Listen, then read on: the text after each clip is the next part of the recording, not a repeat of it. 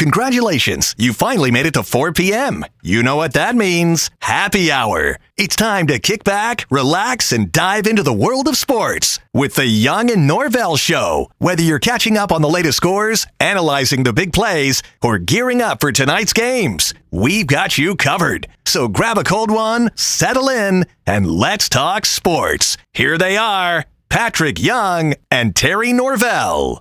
And then there were 16. That's right, 16 are left. We started with, well, depending on where you fall, we started with 64, 68. I say 64.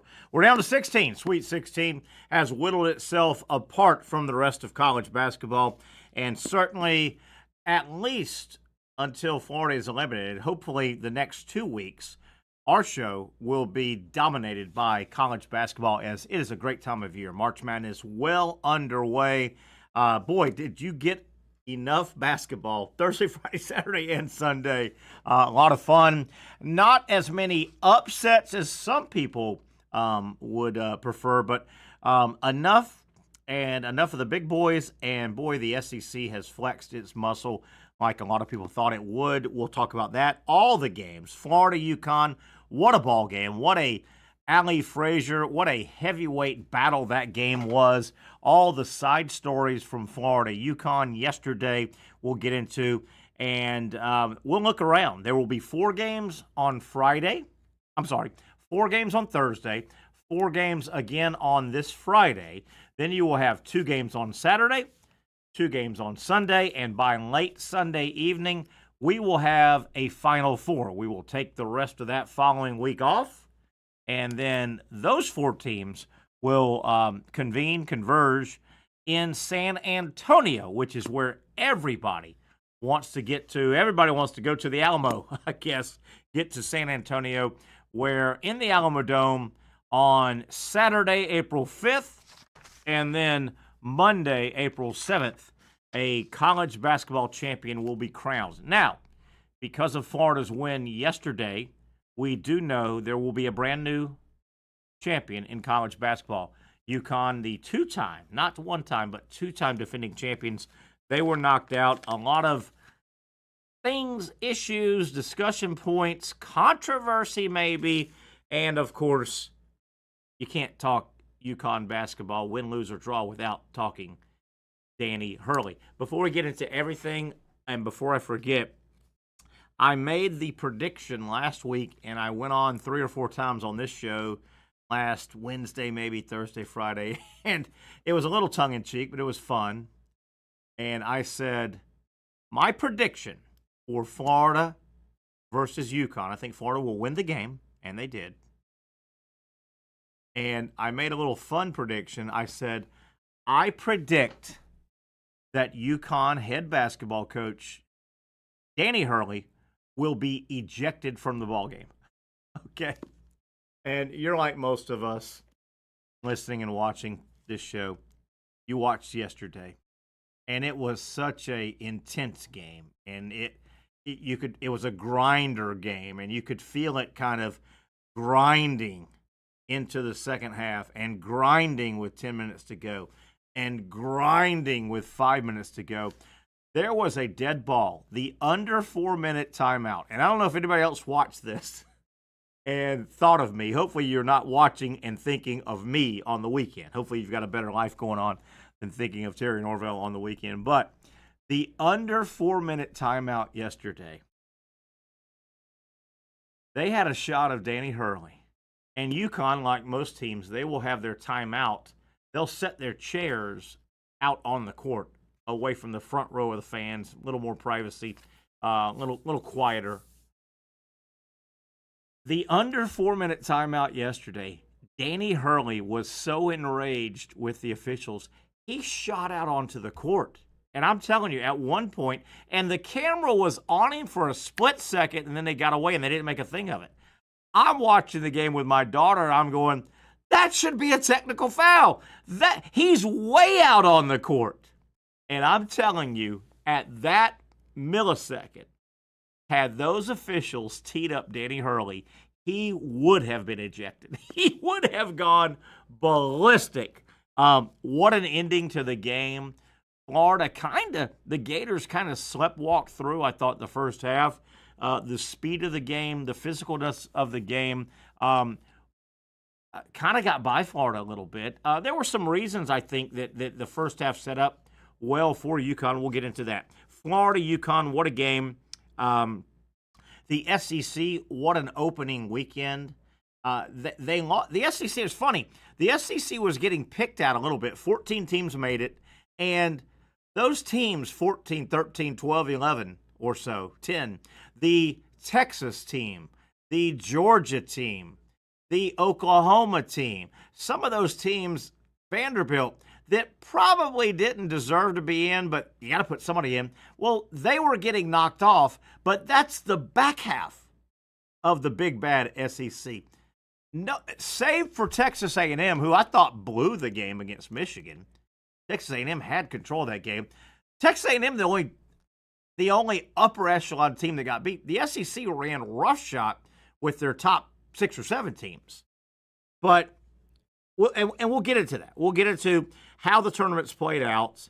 The 2 biggest wins so far, when you look at seeding and just biggest wins, the 2 biggest wins in the tournament sitting here right now, and let me back up. Let me backtrack a little bit. There are no Cinderellas now. McNeese State had a cute little win earlier. Okay, that was one and done. McNeese, you're done. Drake had a nice win. Okay, Drake, you're cute. So there are no Cinderellas. The 2 biggest wins so far in the tournament are clearly SEC wins knocking off higher seeds. And this plays to the SEC was a gauntlet this year. Ole Miss, a 6th seed, knocked off Iowa State last night. That's a big loss. That's a big loss for Iowa State in the Big 12. That is a big win for the SEC. Iowa State has spent most of this year in the top 15, and they flirted with the top 10 all year. They're a good basketball program. That was a really, really nice 6-3 win for the SEC. And frankly, the biggest win in the tournament as we sit right now, halfway home, as we sit right now, the biggest win was from the West Regional. 10-seed Arkansas knocking off number 2 St. John's and kicking the Wax Mummy out of the tournament. The Wax Mummy being Rick Pitino. Arkansas 10 over 2-seed St. John's, the biggest win of the tournament so far. That is why I think 2 of the main reasons why the SEC has held up their end of the bargain, and they're puffing their chest out a little bit. 7 of your 16 teams standing. 7 of the Sweet 16 teams. 16 teams are left. 7 of them from the SEC. Wow. What a great weekend for the SEC. What a fun weekend for college basketball. Now, where do we go? We're going to have Brent Beard about 5 o'clock. Brent will dive into the entire tournament, as you would expect. Brent Beard, our great college football and basketball analyst. He will give us his insight on the SEC and what is left. So, I think I went over it. I'm going to do it again. Here's where we're at. 16 teams are left in the tournament. Tournament takes the next 3 days off. Thursday, you've got 4 games. You will have a couple of games in the East region, and you will have a couple of games in the West. Friday, the rest of the Sweet 16 gets going. You will have 2 teams in the South region, 2 games in the South region, and then you will have 2 games in the Midwest. Saturday, you'll have 2 games featuring 4 teams at 1. Sunday, 2 games featuring 4 teams at 1. When those games play out this Saturday and this Sunday, we will be down to 4. We will have the final 4. They will wrap around until the following Saturday, April 5th, normally around 6:38, 9:15 or whatever. 6:38, 8:38 would be kind of roughly the Saturday final 4 games, and then the 2 teams will meet Monday evening, April 7th. The final 4 will be contested in San Antonio. So that's the setup. If you're not aware, I want to go through the schedule in case you haven't peeked ahead. It was pretty much set yesterday afternoon, evening. Here is where we are at with our games as we welcome Patrick Young. Mr. Young been traveling. While he's getting settled, let me throw this out for people that might not know. Okay, the tournament will take the next 3 days off. The tournament will then reconvene on Thursday. 2 regions will have games. You will have in the East. First game of the day on Thursday will be in the evening. Thursday, 7:09 tip, Alabama, BYU. The second game in the East, after Alabama, BYU, will be Duke taking on Arizona. Thursday, 9:39. Now, there will be 2 other games in a different region on Thursday, this coming Thursday. The early game in the West region in San Francisco will be Florida taking on Maryland. Thursday, 7:39. The early game on Thursday out of the West. The second and night game Thursday out of the West, same court, Texas Tech, Arkansas, 10:09. Then we go to Friday. You will have the South region tipping off Friday. The early game in the South on Friday, 7:09 tip, Ole Miss taking on Michigan State with Auburn and Michigan to follow. And then your last 2 games of this round will be out of the Midwest on Friday, 7:39, all SEC. Kentucky taking on Tennessee for a right to move on to the Elite Eight, and that game will be chased on Friday night. In Indianapolis, you will have number 1 seed Houston in the region taking on Purdue. Patrick Young, welcome. My man, have you seen enough basketball from this past? Well, what a weekend of basketball, my man. Look at that shirt. Check out the shirt. Oh, I love it. I love it. That's you got to be a cool kid to get that. I know I don't have it, man. Good looking shirt, Pat. I know you've had a heck of a trip, man, going up to Charlotte to do your SEC studio work, and then I think Pat. I'm going to confirm. I think Pat snuck over to Raleigh and took in. Pat, is that right? You took in the Gator game? My bad. No, go ahead. Good shirt, man. There Great you go. looking shirt. That's Gator shirt there, There right? you go. Ooh, that Gator looks shirt. Yeah, got all the guys. Even Olivier Roux.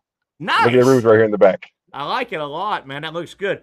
Catch people up. Number 1, your itinerary, like Friday, Saturday, Sunday, and where you been, where you at. Talk to us, Pat. Well, I don't have to travel until Saturdays since we don't have the rights to anything until they're off air with the network. So Sure.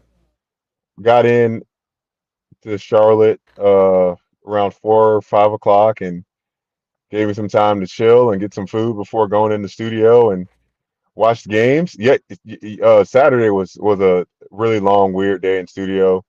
We had so many baseball. Yeah, I don't want to talk about baseball. We had so many baseball highlights and softball highlights. And then, we probably do a little bit of something around 10 o'clock. Woo. And then we would sit and wait until everything's done to do our late show. Woo. I think I got back to the hotel at 1 a.m. But I wasn't able to sleep in because Gators. my mom and I, we got tickets for the game. So she drove from Charlotte to Raleigh, 2.5 hours there, 2.5 hours back. It was worth it, man. Okay. Definitely worth it. It was nail biting game until the last 5 minutes. UConn was just playing better. Not like they weren't playing great, but they were just playing better. I agree.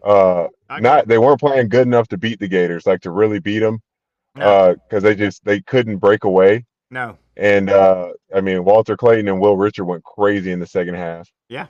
Especially Walter, his 3 for 3 in the second half, and all in like the same spot. Yeah. Beautiful. Pull up jump shots. Beautiful. And then we drove back. I did not have time for a nap. Had to go straight back to the studio and worked last night, and then I'm back in Jacksonville. Wow. So it's been fun. Good work. I'm so happy you got to go to the game, Florida, UConn. Pat, let's talk about that game. Obviously, you were courtside. You know the game. You've played the game. So many areas, and we can get to Danny Hurley and his post game, and it went viral, and we can get to all that. But the game, it was two good teams. A proud, hey, say what you want about Danny Hurley, and I don't like the guy necessarily. I'm not going to have a beer with him. But what a proud team and what a proud program.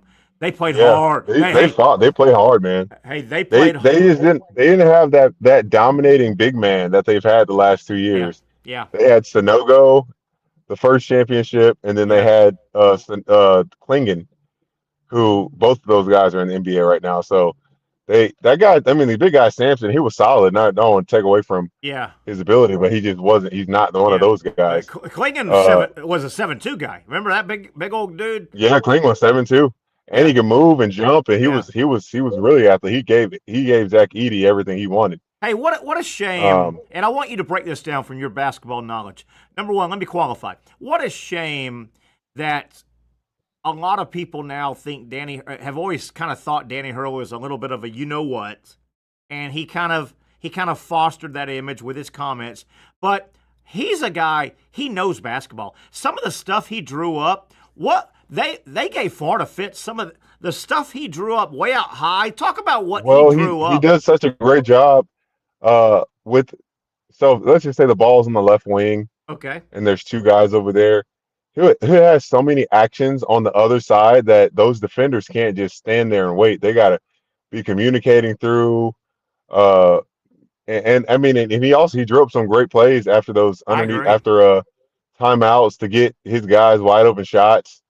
The kid, man, did you hear that the Montverde team from last year? Oh, they showed it. They showed it, the graphic. Oh, my God, the players on that team, Pat. The players on that team. Bring that up because Liam McNeely was there too. So, yeah, they went 33-0. Whatever they should have. That squad would have gone undefeated all 4 years if they were together all 4 years. No doubt. Patrick, let's switch. And I was really impressed with what UConn ran. They knew they knew how to play basketball. That was impressive. Conversely, the second half, our guy Todd Golden, he finally throws that three-quarter press to kind of change the tempo. He kind of changed the tempo. And then, Pat, talk about it. You've always referenced the high pick and roll and how to run it. Florida started running that high pick and roll at the tip-top of the key. It was Houck, it was Condon, and then Clayton would loop around. And it was almost like Florida just read what UConn did defensively. If they went with the roller, there was a shot. If they didn't go with the roller, you dumped it down and they got a dunk. That was pretty basketball that Florida ran those last 7 or 8 minutes. Yeah, I think that UConn was trying to maybe not necessarily trap Walter off the pick and roll, but they wanted to get the ball out of his hands. Yeah. And Condon and Houck made them pay. There were a few possessions where Shinyulu and Condon got some wide open dunks because of their pick and roll coverage and staying too long. Yeah. As well. And yeah, I mean, it helps when you have bigs like Condon that you leave him at the top of the key wide open. He's going to take the shot, and more than likely he's going to make it. Yeah. Same thing with Houck. Like, you leave those guys wide open. Like I'm not going to say they're not going to beat you knocking down. You don't expect those guys to knock down 3 or 4 a game. No. But they're going to knock them down. They're going to make you. They're going to make it so you have to get there to defend them on the catch. Yeah. You have to. And Condon had a pretty quiet game for the most part until the end. Yeah, he got going at the end. He did. But Pat, both Houck and Condon, when they get that ball at the top of the key on that pick and roll, they can also handle good enough that if they can dribble by the other big man guarding them. They can. Oh yeah. And I really wish. I wish Coach Donovan would have instilled that, because there's so many guys I know now that I could have driven past or taken to the hoop. It was just like you don't want to turn the ball over. Yeah. But I knew I was good enough because I did it when I became professional.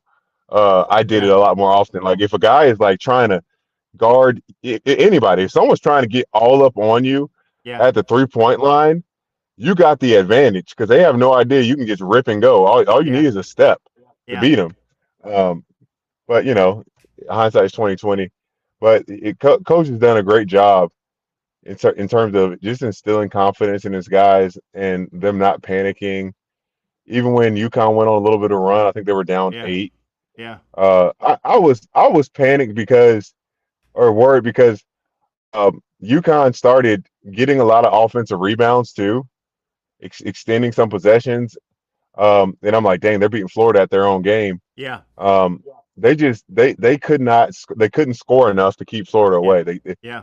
That's what you have to score enough late. You can't keep it within 3 Yeah. possessions. Yeah. It's got to be if you're trying to beat Florida and it's late, you need to be up by at least 5 or 6 possessions, I agree. or they're going to come back. I agree. Pat, I think you might have missed on a number you threw out. In the first half, some people I think would think, man, UConn, they kind of won that half. They dominated. UConn never led in the game more than 6. So 6 there was. they never got away from it. Pat, I thought the first half was very weird, and I want to throw out what I saw, and I want you to comment.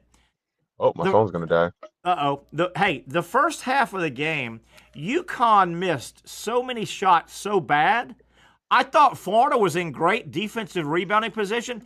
They missed so bad, the balls bounced over them. Patrick, does Over that their make heads, yeah. It was crazy. They missed so bad that it worked to UConn's advantage, I thought, in a weird way. Yeah, long shots usually the long rebounds, and if they're bad misses, they're going to be long and hard off the rim. Yeah, I thought so. What was the game was in Raleigh, UConn and Florida. Duke was second, so a lot of Duke fans. A lot of Duke fans. I could see from the crowd there were a lot of Dukes already taken in the first game. What was the atmosphere? What was kind of the split? Was it a lot of UConn, a lot of Florida fans? What'd you think? UConn. It seemed like UConn just had a little section in front of their bench across, like a little condensed area, and then it's kind of hard to tell with the blue. Yeah, sure. But where I was at, it seemed to be a good amount of Gators. But there were a lot of Dukies out there. Yeah, watching basketball, sure they were.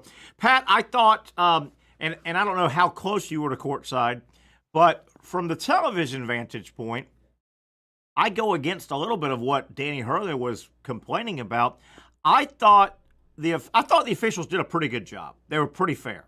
I thought if they erred one way or the other, I certainly thought they let the UConn bigs get away with a lot more physicality than the Florida bigs. And I also thought when UConn drove the lane with their guards, they called a lot on Florida's bigs, whereas when Florida drove in the lane, I thought they didn't call as much. But what was I thought they let UConn's bigs get away with a lot more than Florida's bigs down low. Hand-to-hand combat. I don't specifically remember, but Okay. there definitely were some times where it seemed like the officiating was leaning towards one side, being UConn, them getting in the game, staying in the game. I know Ruben Chinula, he got 4 fouls, kind of quick. I don't think he didn't really impact too much in the game. But when Elijah Martin went to get that dunk, that was a foul. Yeah. That was a missed call. Yeah. It would have been nice if he finished it, but he definitely got fouled. Yeah, on the flying dunk that he missed, and that was big at that moment. That was really, really big. That missed dunk could have been a really, really big moment in that ball game. Hell of a game though. The two teams went at it really, really hard. I think we may have lost Pat in his area. We'll try and get him back, but we want to stay on the Florida game. What a shame also that most people that won't see UConn play basketball for a long time now, it was a bad look. That video that went viral and I'm assuming, you have to qualify, I'm assuming it wasn't AI. It looked legitimate with Danny Hurley leaving the court, going in the tunnel, and saying some expletives about the officiating. What a shame that a lot of people are going to continue to associate Danny Hurley with being a blankety blank, because he can be. He's got a personality. He reminds me of the modern day Bobby Knight. He reminds me of Bobby Knight Bobby Knight was so easy to hate, and he brought a lot of it on himself with his abrasive personality. Bobby Knight also was a great basketball coach. I think Danny Hurley's a really good basketball coach. He drew some stuff up, I thought, yesterday that he and his coaching staff, they ran good stuff. They ran good stuff on offense. But when you start, I think hundreds of thousands of people after yesterday's game, when they see and hear Danny Hurley, they're going to, that's that surly blankety blank. Lost, and I wanted to throw this to Patrick, but I think we've lost Pat for the rest of the show. We'll have Brent Beard at 5 o'clock.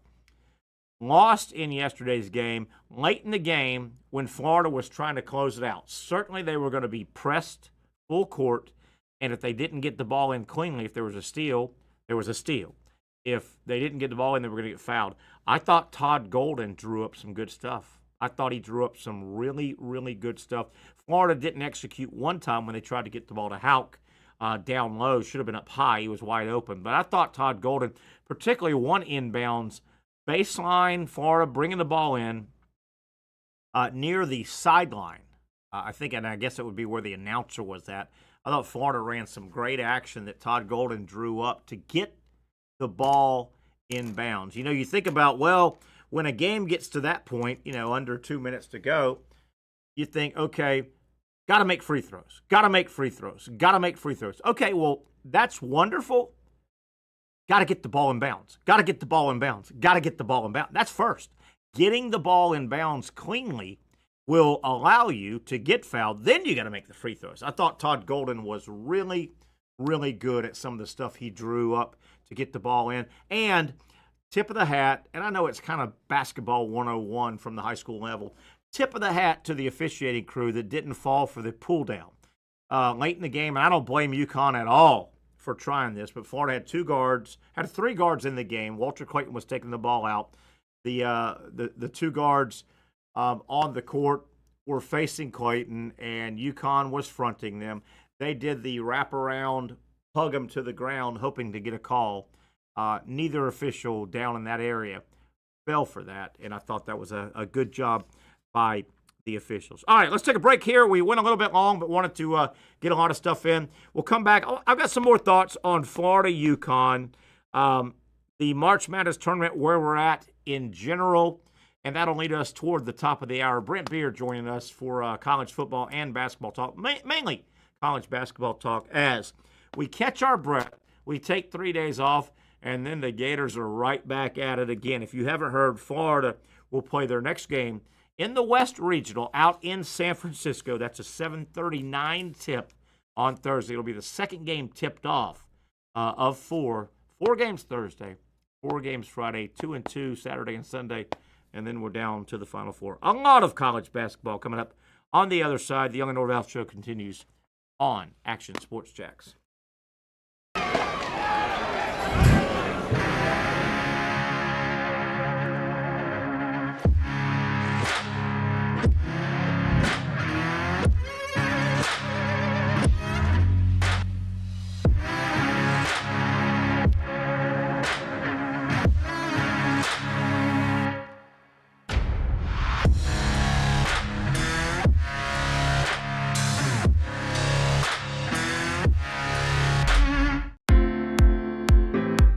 At Southeast Orthopedic Specialists, we know pain and injuries can stop you from doing what you love.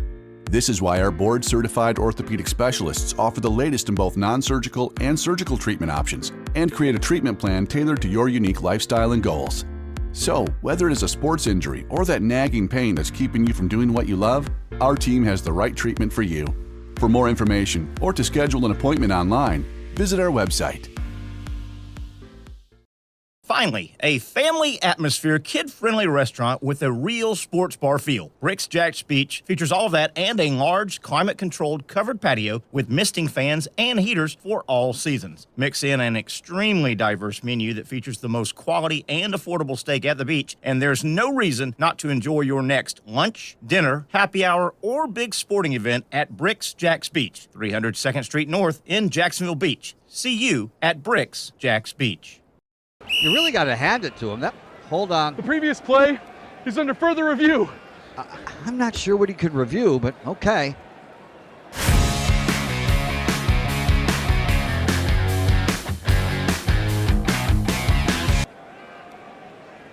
Sure has been a while.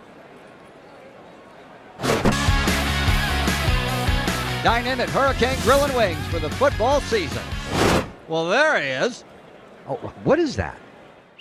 The Action Sports Jax 24/7 network is streaming. I'm Stuart Weber, and I'm here to teach you a nice three-step process on how you can watch all your favorite programming from the Brent and Austin Show every weekday 10 a.m. to 1 p.m. or the Cup Date with me. It's fantastic. We talk NASCAR. It's a great time. Wednesdays at 1 o'clock. All right, first step, easy. Download the Action News Jax app. You probably already have it downloaded on your phone, so you might already have that one taken care of. Step 2, see that stack of pancakes up there? You click that stack of pancakes, and it's going to bring down step number 3, which is a full screen of all the different streams that you can click on, including the Action Sports Jax 24/7 stream. You click that, the video's rocking and rolling on your mobile device. You're watching all the shows you want to, and you're having a good time. You can also do it on your smart TV with the Action News Jax Now app. I do it on my Samsung TV at home. It's a great way to watch it on a nice, large screen for all the content. That's the Action Sports Jax 24/7 network. Hope you can find it. You trust CGC to make your water great, and now you can trust CGC with your plumbing needs as well. Fast, convenient scheduling, licensed and insured. A quick call away at 904-552-1242. You never know when you're going to have an issue with a shower, toilet, or maybe it's a sink that sometimes is easy to fix. All right, let's be honest. I'm not fixing anything. I'm totally staging this because when I have a plumbing problem, I call CGC Water Treatment and Plumbing. Trained professionals, transparent pricing, customer satisfaction. Small problem or even a bigger issue. Maybe you need a new tankless water heater or something a bit more intricate. The experts with 25 years of experience at CGC Water Treatment and Plumbing can do it all. Call 904-552-1242 or visit cgcwater.com. That's 904-552-1242 or cgcwater.com. CGC Water Treatment and Plumbing, an authorized independent Connecticut dealer. Florida license number CFC 1432579. Hey, I know it's a lot of college basketball talk this time of year, and it will be for the next couple of weeks, certainly if Florida stays alive. But, hey, are you going to the baseball game tomorrow? Florida State baseball, their annual game in Jacksonville. Gators and the Noles getting it on tomorrow. I think first pitch is 6:30. I believe it is 6:30 tomorrow at the baseball grounds. Hey, if you're going down, if you're in the area, stop by that bar at the arena. You know, that bar right next to the arena. The arena, of course, is across the street from the baseball grounds. We should be set up and broadcasting our show 4 to 6 o'clock, right before first pitch. We'll be at that bar at the arena. Come by, have a beer, say hi as you are pre-gaming, heading over to Florida State baseball. The Noles are off and running 20-3. Florida State. Link Jarrett has got the Seminoles ranked 4th in the recent poll that just came out. They are 20-3. The Noles over the weekend took 2 of 3 from Miami. So Florida State, as expected, they are looking at a big season. It looks like 20-3. The Gators are absolutely scuffling in baseball. Some injury induced, but boy, Florida is really struggling. The Gators are 18-18 overall, 0-6 in SEC play. They were swept in their first 3-game series last weekend at Tennessee. The defending national champion Volunteers swept Florida in Knoxville. And then Georgia rolled into Gainesville Friday, Saturday, and Sunday.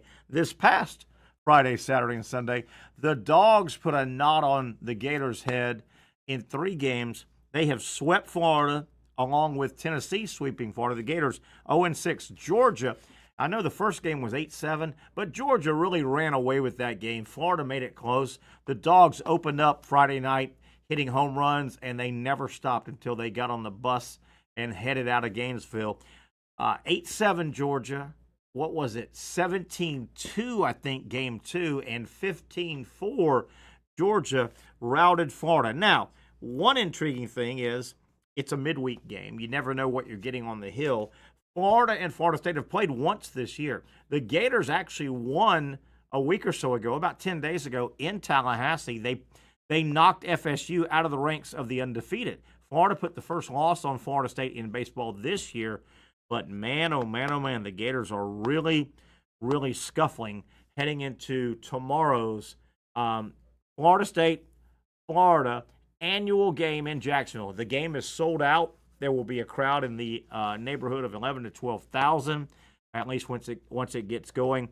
And again, if you're heading down, Gators or Noles, or just a baseball fan heading down tomorrow, you'll get there 4:30, 5 o'clock. Swing by that bar at the arena. It's the bar right there next to the big arena, which is across from baseball. Come by, say hi. We should be set up live. I think Patrick will be there as well. Baseball tomorrow in the middle of all of this basketball. Speaking of basketball, I thought the Texas Longhorns made a pretty good hire. Of course, they fired Rodney Terry. You had to let him go. 2 years at Texas. Probably the wrong hire.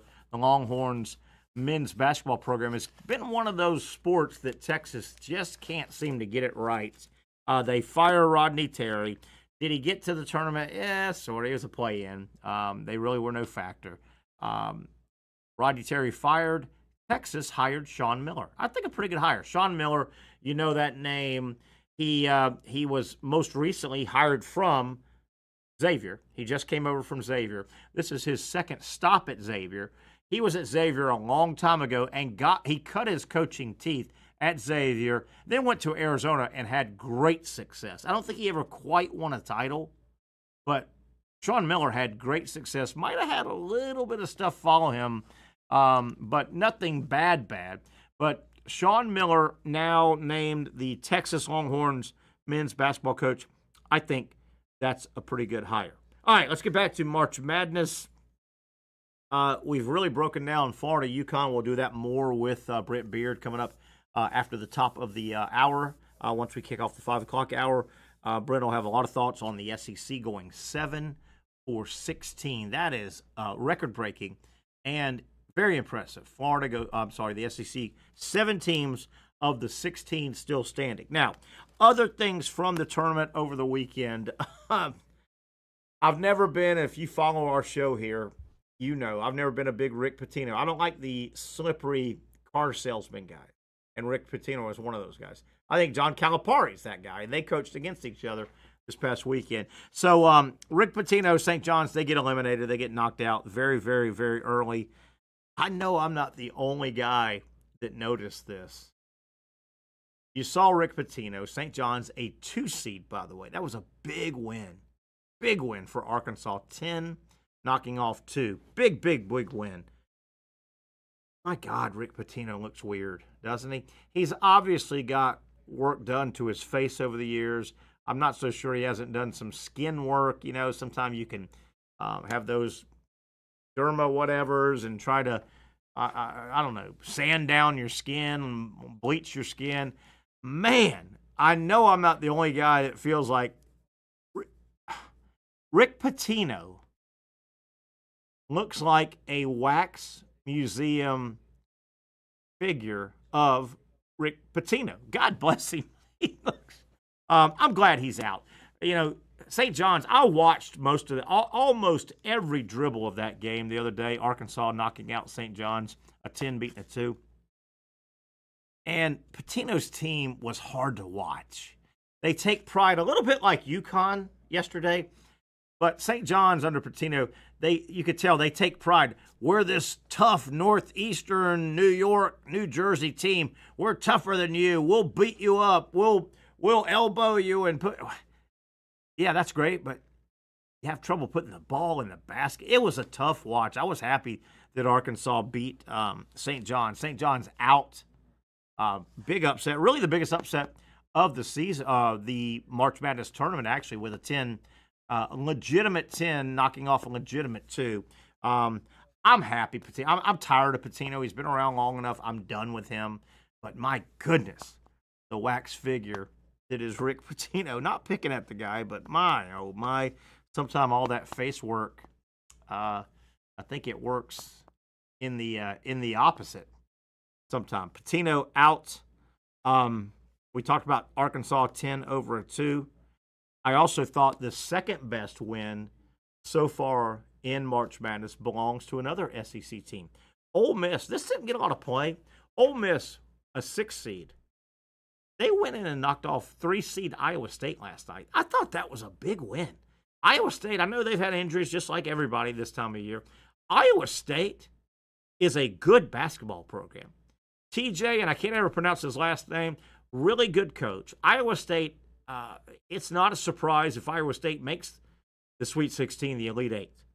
Ole Miss knocking off Iowa State was a second big win, I thought, for the SEC. Now, where does it stand? And if you watch or follow our show here, the Young Norvelle Show on Action Sports Jacks, you know I've used the word cannibalize a lot the last couple of weeks. I expect the SEC to cannibalize each other because so many were going to get in the tournament, 14.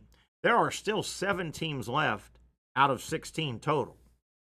Well, doing that math, and I don't really like it, but I predicted the SEC, when this thing is all said and done, I think the SEC will knock out the SEC 2, maybe 3 times. We know it's going to happen Friday. We've got a straight-up SEC cannibalization game. Kentucky on Friday will tip it off against Tennessee. SEC versus SEC. Kentucky, Tennessee, Friday, 7:39, Midwest region in Indianapolis. Winner moves on to the Elite Eight. So that will be one. We have potential in the South. Auburn is still alive. One of 4 teams still alive. Ole Miss. It would be hard for Ole Miss to get by Michigan State. I'll be rooting for them.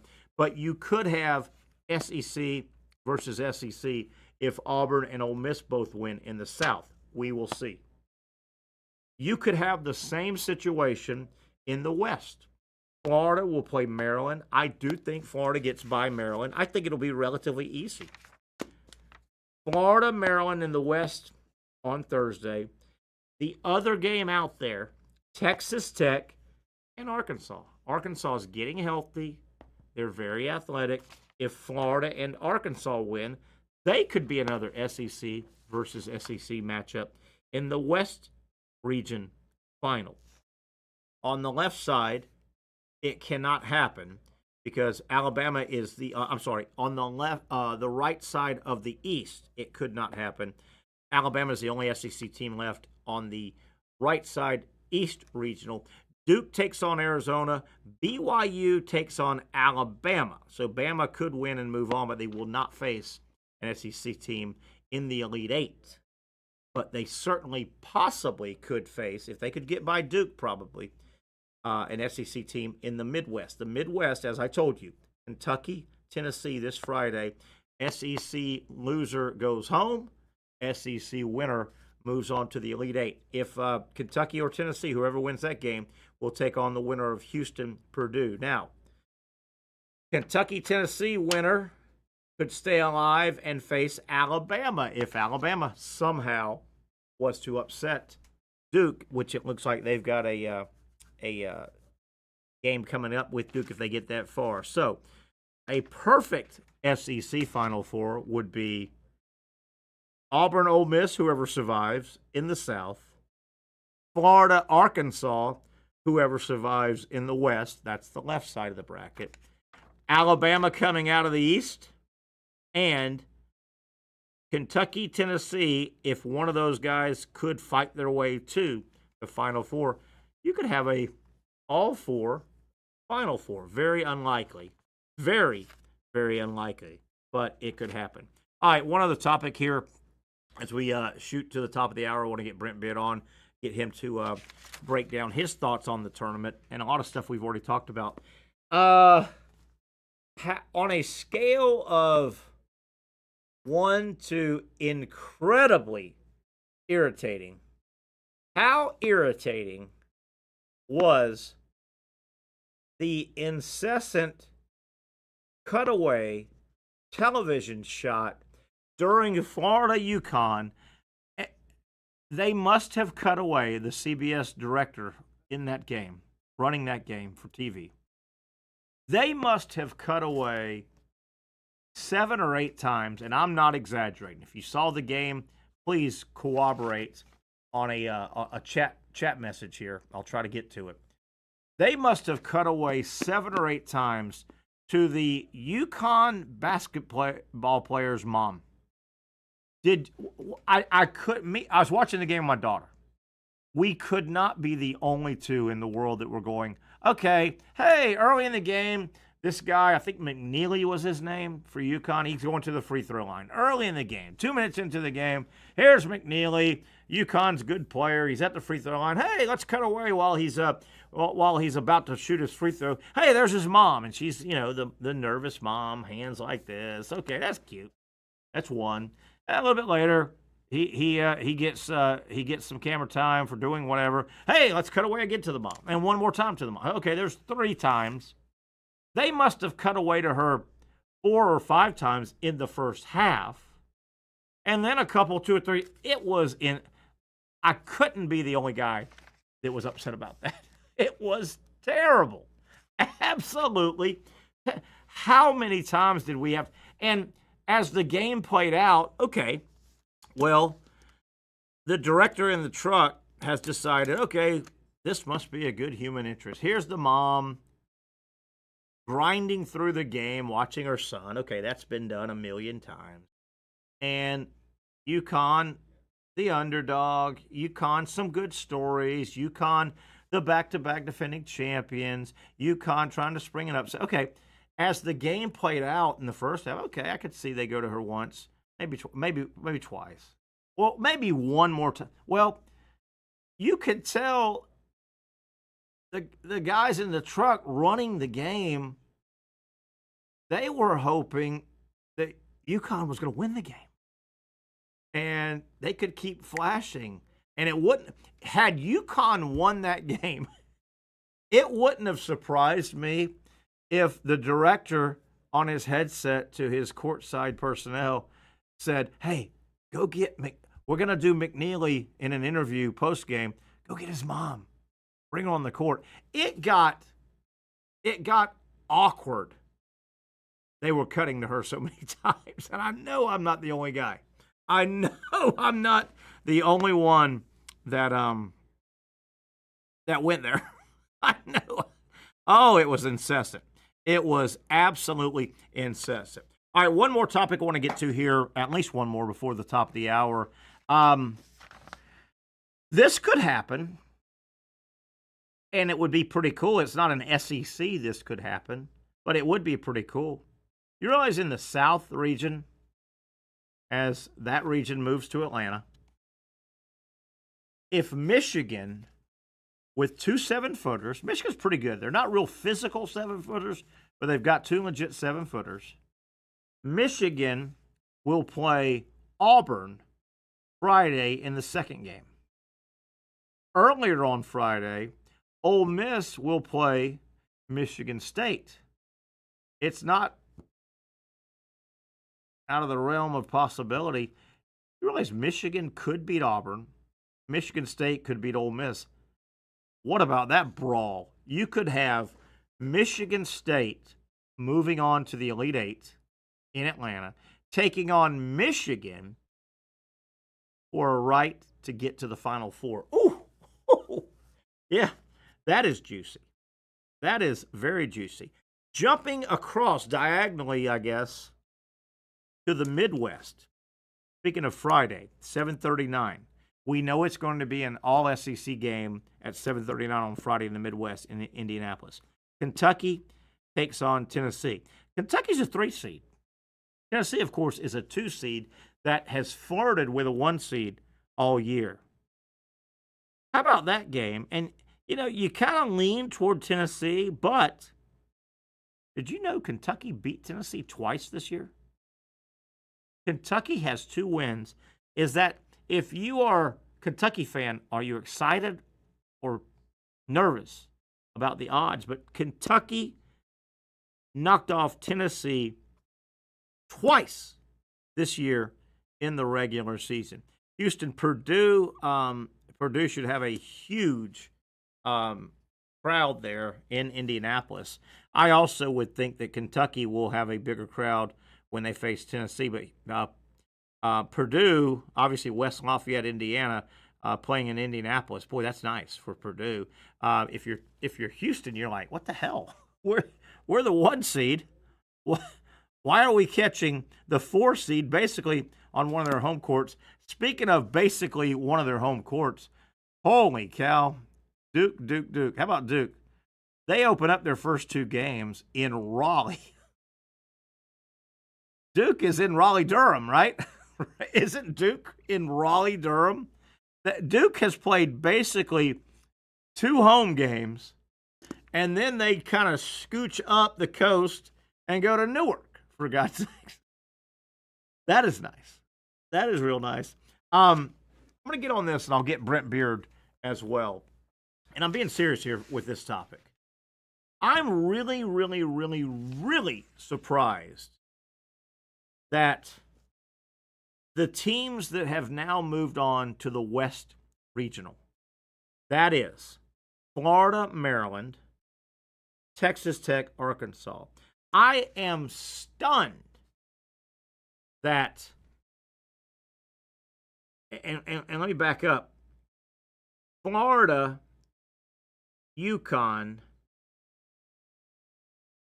Florida and UConn played in Raleigh. Maryland played Colorado State in Seattle. So think about this. And those were Friday, Sunday matchups, okay? You either play Thursday, Saturday, Friday, Sunday if you keep winning. I was stunned that particularly Florida, Maryland, I think they really got screwed. Now, they're playing each other. But I think Maryland even got the short end of the stick here. Do you realize Florida played in Raleigh, right? So they opened up in Raleigh, Norfolk State. Then they played UConn yesterday in Raleigh. So Florida played Friday, Sunday. I was convinced yesterday when the times and the days were assigned to the regions that because Florida is playing in Raleigh, for God's sakes, almost dead on the East Coast, Friday and then Sunday. The Gators probably got home last night at 8 o'clock. Today's Monday. Today's kind of a rehab, maybe look at film on the next opponent. Tomorrow's Tuesday. You probably want to do at least a little light walkthrough in Gainesville. Well, do you travel late Tuesday and fly all the way across country, maybe, and just hope your guys get some sleep on the plane? Do you wait in Gainesville until Wednesday, take off, sleep in your own bed on Tuesday, take off Wednesday? That's a tough trip. And then you have not even 24 hours before you tip off. I don't know. I thought the NCAA why would they not have had the West Coast San Fran regional? Why wouldn't that be a Friday, Sunday as well? You could have given the teams like Florida playing in Raleigh an extra day just to get home. What about Maryland? If you're Maryland, they played Colorado State in Seattle last night. Seattle's about as West Coast as you can get. Maryland is right about as East Coast as you can get, right? You're going all the way across country to get home. You don't think Maryland should have gotten at least one more day? Maryland comes home from Seattle and they played the night game. They played the early night game. Maryland probably got home, back into Maryland, 1 o'clock in the morning. Today is a burn day. They probably maybe went and talked to some professors a little bit. They probably went and had some rehab done. They probably had maybe doing a film session right now on the next opponent, Florida. You got to let these guys catch their breath. They just got back, Maryland. Then they've got to take off all the way to San Francisco. Maryland's going Maryland to Seattle, play a couple of games, win, come back, very little time, get back on a plane and go to why in the world would the Florida, Maryland, and or the West region not be Friday, Sunday instead of where it's at Thursday, Saturday, you would give Florida and Maryland an extra day. Man, I know, and I know the comeback. Oh, they're 22 years old. I get all that. You've flown coast to coast. I've flown coast to coast. That's a tough trip, man. And I know they chart. I get all that. If that trip goes perfect, it's a tough trip. It is a tough, tough trip. Thank goodness they're playing each other, and one of these teams doesn't have a huge advantage. Like Texas Tech, they played in Wichita. They went back home to Lubbock, and then they're going to go in a few days to half the country, to San Francisco, not the whole country. Arkansas played in Providence, their first 2 games. So they had to come back to Arkansas. At least Arkansas's got a pretty good head start on getting to San Francisco. My goodness. I think the NCAA erred on this, man. Erred. And I saw this coming. And I'm the only guy that's brought it up. Maybe I'm just all wet. I'll throw it to Brent Beard and see his thoughts. And next time we have Patrick on, we will we'll run it by Patrick as well. All right, guys, let's take another break here. We'll wrap up hour number 1. I think Brent Beard will be ready to jump on around the top of the hour. We've got a lot of stuff to throw at Brent, including the SEC showing out as we thought they would in the first 2 rounds of March Madness. That and a whole lot more. It's almost exclusive basketball here, as you would expect, on a Monday edition of the Young Norvelle Show on Action Sports Jacks. For those dealing with pain from a sports injury, arthritis, or spine condition, Southeast Orthopedic Specialists offers innovative new non-surgical options. Our regenerative medicine treatments, including platelet-rich plasma and other regenerative treatments, use your body's own restorative cells to aid in treating injuries. These procedures are performed in our offices and typically require minimal downtime. If you want to get back to doing what you love, our regenerative treatment options may be right for you. For more information or to schedule an appointment online, visit our website.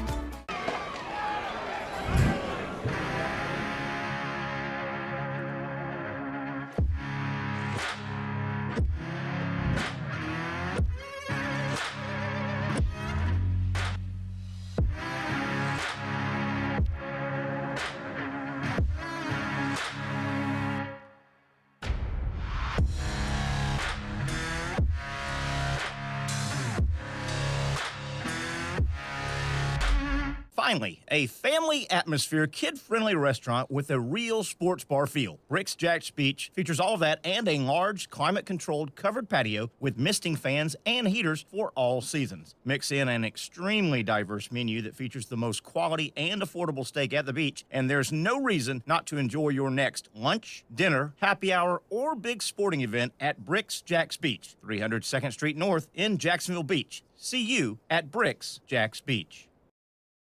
You really got to hand it to him. Hold on. The previous play is under further review. I'm not sure what he could review, but okay.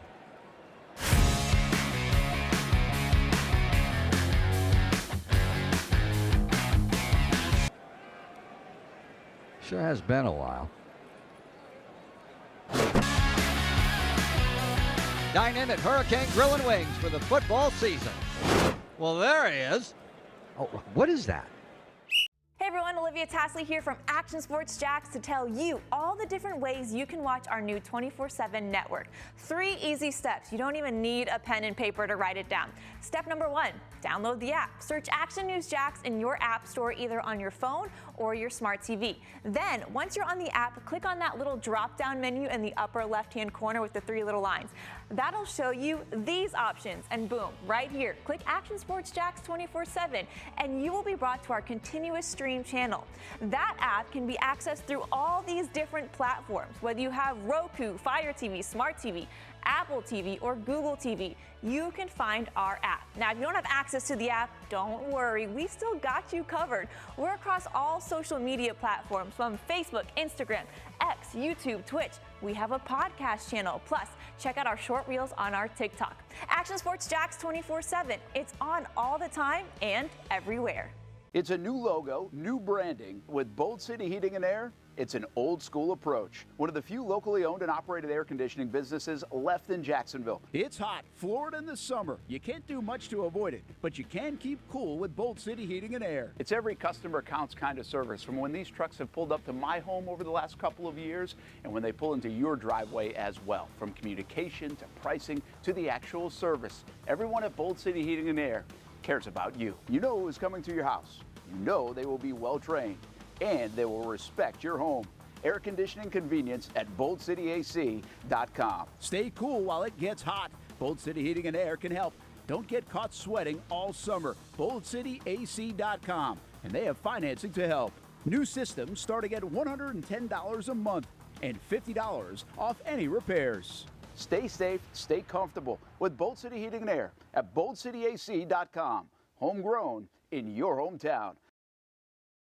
Okay, back we are. Shot of Renegade and Osceola. Gorgeous shot. The problem is Florida State just has fallen off the map with regard to football and basketball. Man, what a strange I keep going back to this, and I don't want to pick on FSU athletics, but as we welcome you back, hour number 2, the Young Norvelle Show here on Action Sports Jacks. Man, it is eerie how off the face of the earth Florida State athletics has fallen. I mean, you have heard nothing. And a 2-10 record in football will do this. But, I mean, you have heard, we have seen nothing of Florida State football. And basketball has been non-existent. I mean, Florida State, the two major sports, I've got a bunch of Florida State friends that are friends of mine that are Florida State fans.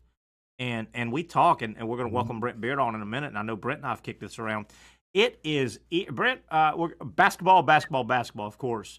And I get it. Florida State is not, we had a bumper shot a minute ago of Osceola and Renegade. Brent, it's eerie how off the map FSU athletics, and you know, baseball they're going to be good in, they're good, and softball, but that doesn't move the needle. No. FSU, can you remember one of the programs we all follow? I don't care if it's Auburn, Alabama, Florida, Georgia, FSU. Can you remember a program, their big two sports, FSU is non-existent right now? I would say greetings to you, by the way. Hey, buddy. And Chino, our mascot, is as soon as he heard your voice, he's up here on the desk. You know, a lot of women react to you that same way. Yeah, they do. They used to. They'd run the other. They'd hear me and run the other direction. Is what they would do. Well, look, Terry, has it been since the pre-Bowden era that it has been this dormant, quiet. Look, I'll be interested to see tomorrow night. I think the crowd's going to be sold out, but I think I'll be interested to see how that game goes. What doesn't help them one iota is Mike Norvelle shutting down spring practice from the media except for one day. And you know good and well that will be limited. Listen, please explain that to me. I don't know. Tell me how in the world that helps them by doing so. Yeah, that brand has been so quiet. The brand of FSU athletics, and you're right. Come August, they'll be open a little bit, but you'll get buried in August because of you're competing against the number 1 team in the country, and number 2 team, 3, and all the SEC getting. Man, you want to get that brand out. Anyway, that's enough about FSU athletics. Hopefully they can get it back because it is weird. Brent, March Madness off and running. We had a ton of basketball. You know what? The SEC got 14 teams in, and some of the back half got beat. I mean, Georgia, okay, they probably didn't deserve to be there. Vanderbilt, okay. Oklahoma, okay. Texas, okay. You know what? The top half of the SEC, I mean, Brent, 7 of 16 teams are still alive. Right. I mean, that's. I mean, the numbers say the most impressive we've seen ever in March Madness. Oh yeah, it's a record. It should be. I mean, it's just amazing that the thing the thing that I've had a tremendous laugh about since yesterday is the national media coming on Friday basically saying the SEC was dead. You remember that? Yes. Was dead, okay? Brent, they were putting stock in Texas and Georgia and Oklahoma, the worst teams in the SEC that qualified. That's right. How did they not see that and not put egg on their face? Well, there's a national media narrative, and I'm sorry for folks who don't like this, but it really is true that, and I'm not saying all of them, but some of your national writers just love it when the SEC struggles. I agree. Now look, is the SEC guilty of beating their own chest and sure, and talking about how good they are? Well, but listen, when you got Terry White, almost half the top 25 throughout the entire season, or in the SEC, I think some of that, frankly, the being proud of who they are, is, I think that's justified. And Brent, the real test is remember that run SEC won 8 footballs in a row and basketball right now. If that was any other conference, they would be screaming to the heavens from the highest, like you're supposed to. Absolutely. Right? You're supposed to. Brent, I thought so far as we sit here, we're down to 16 teams now. I think the 2 most impressive wins so far in March Madness are from the SEC. Arkansas is a 10 seed. Don't forget that. Yes. Arkansas is a 10 seed. They knocked off the darling Rick Pitino's tough New Jersey guys. 10 beating a 2, Arkansas St. John's. And I thought a game that went under the radar last night. Ole Miss was a 6 seed. They knocked off 3 seed Iowa State, who's been a top 10, top 15 perennial team all year. I thought those are the 2 biggest wins of the year tournament. And Terry, that Ole Miss game was not even close. Not even close. Well, I'm not sure that game wasn't worse than what the score totally agree. indicated, because Ole Miss basically buried Iowa State. Look, I know Iowa State has some guys out. Yeah. And I get that. But we talked all year about how good Chris Beard is. Good coach. The Ole Miss coach is just tremendous. I mean, he's a savant as far as the defense is concerned. Here's the thing. Let me throw a theory out at you with Cal. Look, people love to make fun of Cal, but it got stale at Kentucky. We know that it did. I agree. I think he probably coasted for a while with the talent that he had. I agree. There were some folks that were talking about them reaching the Sweet 16. I thought made a good point. Cal has not forgotten how to coach. Cal has been forced to coach with this bunch, and they are they have, and really, Terry, they only have what, 8 players? Yeah, they just got Boogie. I think the other thing is getting Boogie be able to get him back. Now think about this. The big question was, could Arkansas put Boogie Flan back in the lineup, and would that disturb their chemistry? And he has not allowed that to happen. And that's pretty doggone impressive to be able to do so. I thought I watched just about every dribble of Arkansas, St. John's, and certainly I watched every dribble of Florida, UConn. I thought both Pitino and Hurley manipulated the officials to make it a rock fight game, and good for them. Good for them. I thought Pitino's St. John's team got away with a lot under the basket. They're bigs. That big guy for St. John's. He played that whole game. He was the most physical guy in the state. He had 2 fouls. He had 2. I go, how does this guy and good for Pitino and Hurley for trying to turn it into. But, man, tip of the hat. You know, we know Auburn's good and Alabama's good and Florida's good and Tennessee's good. You go and start getting Arkansas and Ole Miss knocking off significantly higher seeds. That's where the conference is hard. Because that's, hey, when you were – Alabama and you played Auburn, and then the following Saturday you played Tennessee. Well, the following Tuesday you had Arkansas and all those athletes. That's where your conference is tough at.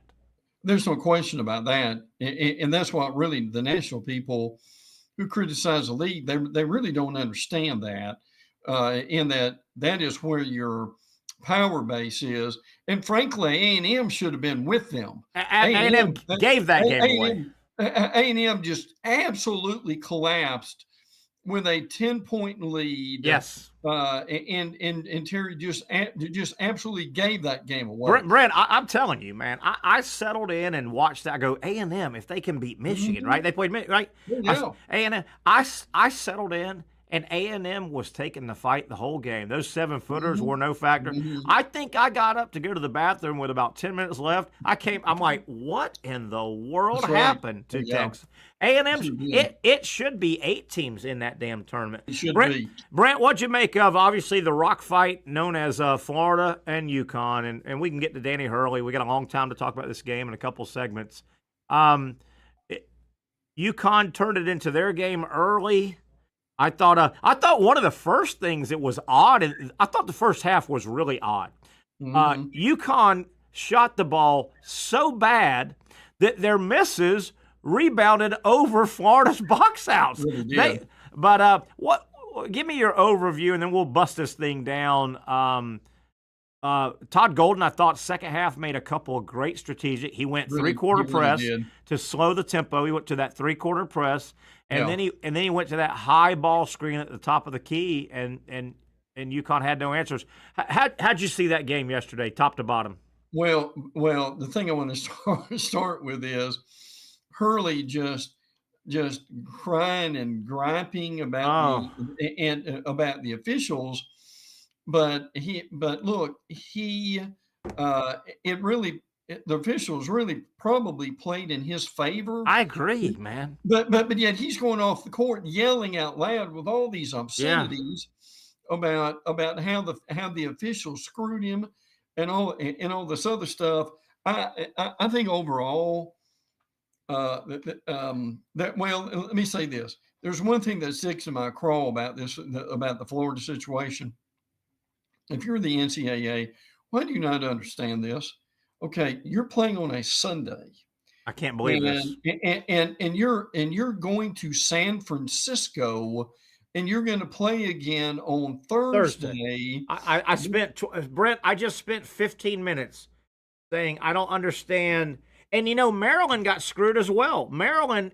They had to leave Seattle. Maryland didn't get home last night or this morning until about 1 a.m. Right. They got to head back for a third. Why not put those games on Friday, Brent? Yeah. An extra day would be huge. I cut you off. Pick up there. No, well, I mean, you made my point. It was to me, it's just ludicrous, frankly, for the NCAA not to figure these things out like that. In the travel. I mean, look. If you're, if you're the teams that play in the East, they're staying in the East. Yeah. Frankly, I mean, Alabama played in Cleveland. They're going to Newark. Yeah, that's doable. Yeah, I mean, they could get in a bus and go to Newark. But they'll come back to Tuscaloosa, catch their breath, and then take off. Well, I'll say this, Terry. I asked about that. Are they staying? And I think what they're doing is They're taking they're going to Newark and having a couple of days off in Newark. There you go. And which you can do that a lot easier when you're within bus distance. Sure. You bus, you take your time, you bus. You can't bus. Yeah, and I'm so happy that neither Florida nor Maryland, who play each other, right, in San Francisco. I'm glad one team doesn't have a huge advantage, even though I think Maryland gets the shorter end. Maryland played last night at 7:10, and they were in 7:10 Eastern time, right? They were in Seattle. I'm telling you, after that game was over, and I know it was 4 out there, but their body clock said it was 7:10. That's when you were watching it here. That game, media responsibilities, getting showered, packing up your locker, getting to your team bus, getting to the Seattle airport. Maryland didn't get back to the East Coast until after midnight, probably. After Eastern time, midnight. You're right. Today you're doing same with Florida. Florida got home probably about 8 o'clock last night to Gainesville. Right. That's Sunday night. You're tired. You're beat up. You've been on the road for 3.5. You've been on the road for 4 days. Played 2 games on the road. Right. Florida and Maryland today is kind of a, hey, anybody needs to get to the hot tub, see the doc. Yeah. Today's a rehab. Absolutely. Today's rehab, probably meet and watch a little bit of film. Tomorrow, you put your game plan in, you go through a walkthrough. Keep in mind, Tuesday, Florida and Maryland may have to think about jumping on a red eye Tuesday night to get to San Francisco. Do you want to, Brent, do you want to wait until Wednesday, fly cross country and play why not give them the extra day till Friday? Why? I don't get it. I don't either. Frankly, now my understanding is they have to be wherever they're going a day before. Yes. Which is logical, I guess. Now we'll get back to the Florida game in a minute. The other thing that made me shake my head was, okay, it's 11 o'clock. You were probably in bed by then. Yeah. But you got that Oregon game still going on I know. At 11 o'clock on Sunday night. Somebody just told me, well, Arizona gets to play Duke. I didn't see Arizona. They get to play Duke. No, absolutely not. They get to play Duke. Getting back to the Florida game, Brent, other things that grabbed you, Walter Clayton was he finally said, wait a minute, I'm the best player on the court.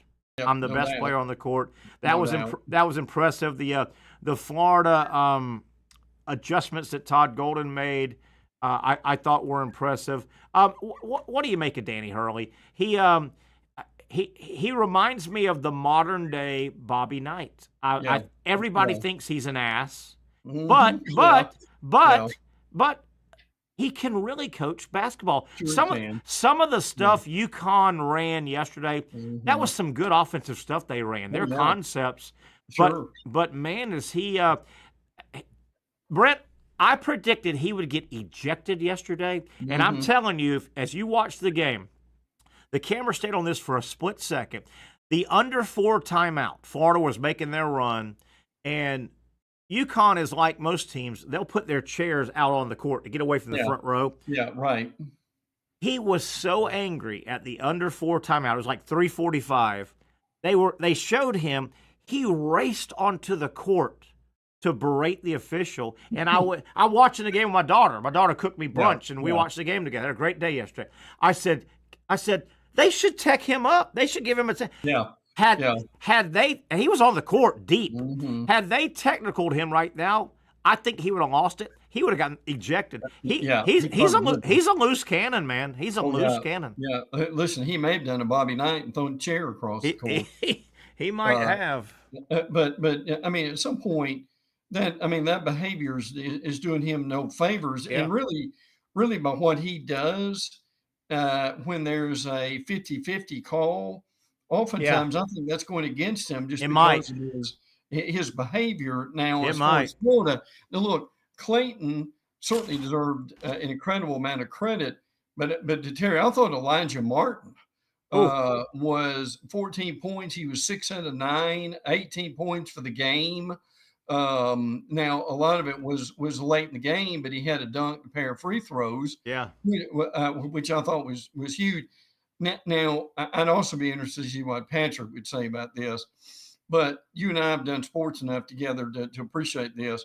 Don't you need somewhere along the way that you get behind for a long period of time and that you're able to come back and win, and that's what they did. It appears in this tournament you can track that down, and you got to have at least one of those. You don't want yesterday's game. Because it's a nerve-wracking game, but in 6 games you're going to go through that. I want to get back to UConn real quick about Danny Hurley. One thing that stood out, and I didn't notice this until I was driving out and listening to the Gator post game, just rehashing the game, leaving my daughter's place. You know who I was proud of yesterday? I was proud watching the UConn players because I didn't see any of the UConn players any more than just natural. Yeah. It would be easy to take on the personality of your coach, Danny Hurley, and be a whiny, mouthy. I was proud that UConn's players, they didn't seem to be really, blankety blanks on the court. Yeah. They just played the game. Right. Yeah. Well, they're probably used to that, obviously, from Maybe. So they, it's like the child tuning out the parent. Maybe. Now, I tell you one thing they did that was impressive is they made Florida play their game. Yes, they did. Instead of the other way around. I mean, Yes, they they did. imposed their will on Florida. They turned it into this slow-paced, physical, tight, phone booth battle. They did. Basically. But you and I have talked about this for a while. Florida's good enough this year to where they can play any kind of game and still be able to win. Yeah, I'm with you. I thought you said it earlier, and I think most of the people around the country that aren't wearing a UConn jersey, I think most people agree with what I'm going to say.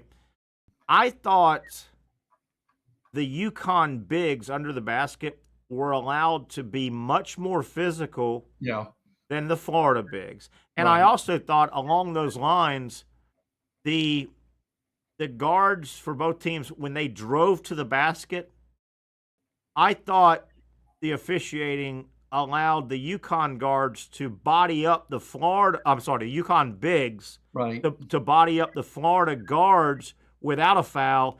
The other way around, I thought when UConn dove to the basket, that whistle came pretty quick on the Florida bigs. But I didn't think. Did you think the officiating slanted one way or the other? No. I actually thought UConn might have gotten the benefit of the doubt on the whistles more than Florida. Yeah, but it was pretty close. I agree. Frankly, the biggest stat of the game may have been Florida committed 12 turnovers, but UConn only scored 4 points off of 12 turnovers. How? Listen, that's hard to do. I agree. I agree. Frankly, you would think they would have that they would have gotten more. Florida managed 10 points off turnovers. Yeah. Quite a bit more than UConn. Yeah, and just watching the game, you thought, man, the officials are letting them brawl underneath, and UConn's getting this and getting that rebound. Florida ended up winning the rebound battle. Yeah.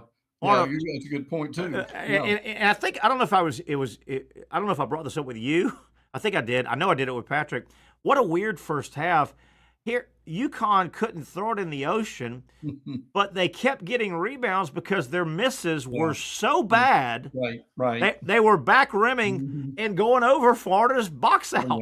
It was weird. Listen, there are two stats in basketball that probably stand out above any others.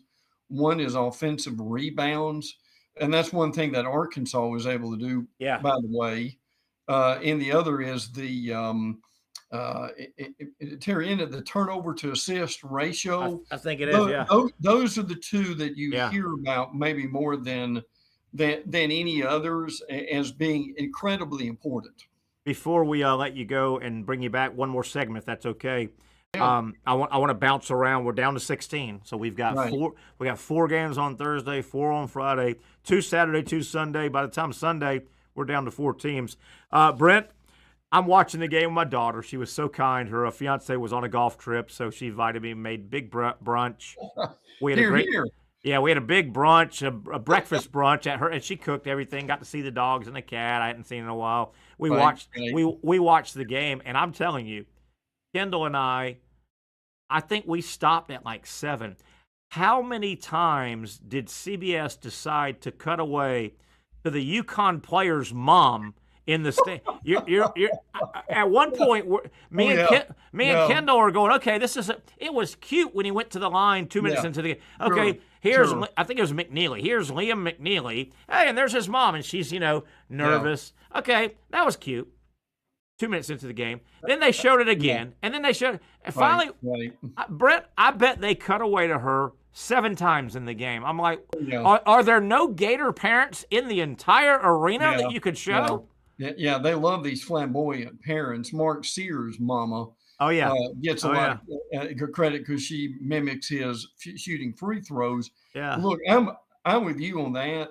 There ought to be a limit for the number of times you show parents on television. And our buddy Jeremy Boyd. Jeremy Boyd, who was in TV production for years. for years. He texted me this morning, and he was right. There were a couple of situations yesterday in the Florida-UConn game that they were cutting away. What do you call it? You call it beauty shots. You know, the crowd shot, the parent, the cheerleader. They cut away to beauty shots, and the live ball was going on. There were shots going up, and they were in the crowd, and you're like, what the hell are you doing? Well, in a game like that, the drama's on the court. The drama's not the stands, and they forget that.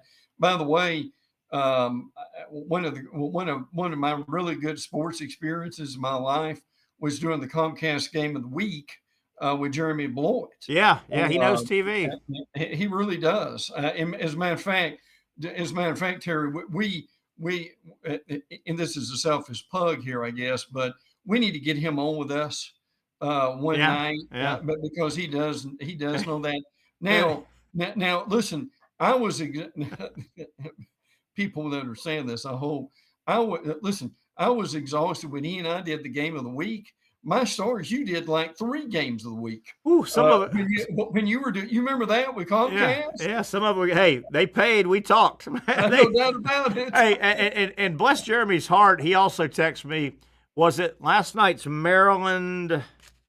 Last night's Maryland Colorado State game. Yeah, I couldn't stay with it, and Jeremy texted me this too. God, I'm gonna sound so bad here. The female play-by-play girl squealed the whole game, and she sounded like it wasn't Beth Mowins. Yeah, but my God, the voice, the pitch. I know people think I hate women. The pitch of her voice was terrible. Yeah. Now I listened to a lot of the tournament on Sirius Radio. Yeah. And that they've got a lot of really good play-by-play guys with that. But one thing I learned, and I'll give Jeremy credit for stuff like this.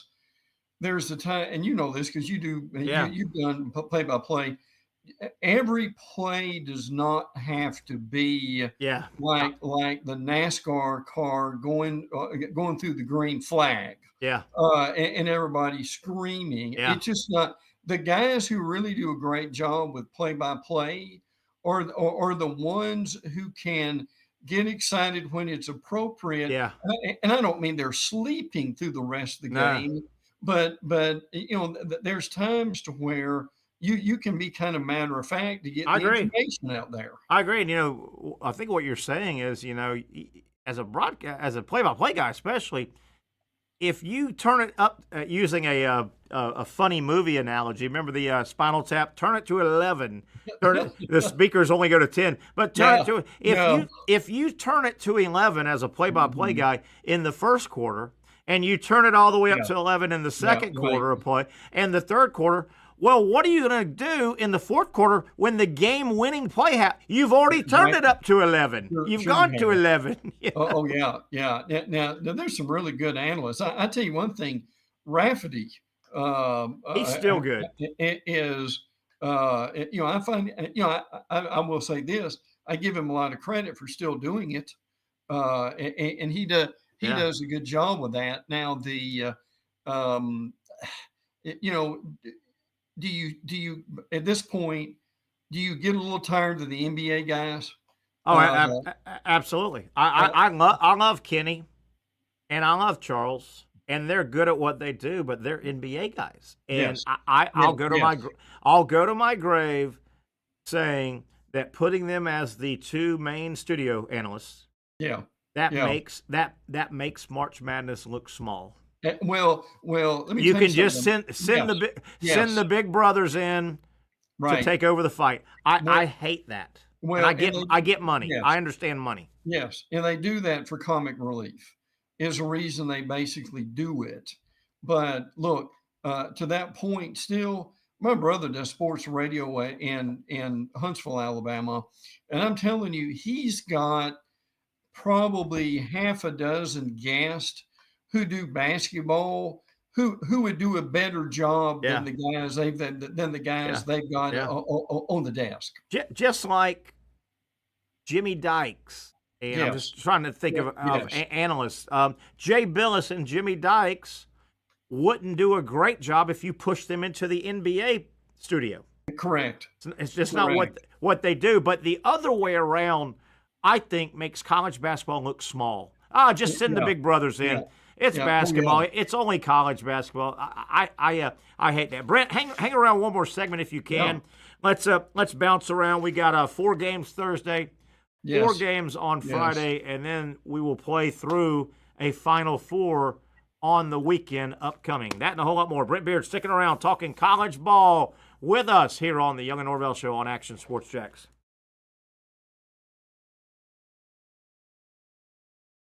Finally, a family atmosphere, kid-friendly restaurant with a real sports bar feel. Bricks Jack's Beach features all of that and a large, climate-controlled covered patio with misting fans and heaters for all seasons. Mix in an extremely diverse menu that features the most quality and affordable steak at the beach, and there's no reason not to enjoy your next lunch, dinner, happy hour, or big sporting event at Bricks Jack's Beach, 300 2nd Street North in Jacksonville Beach. See you at Bricks Jack's Beach.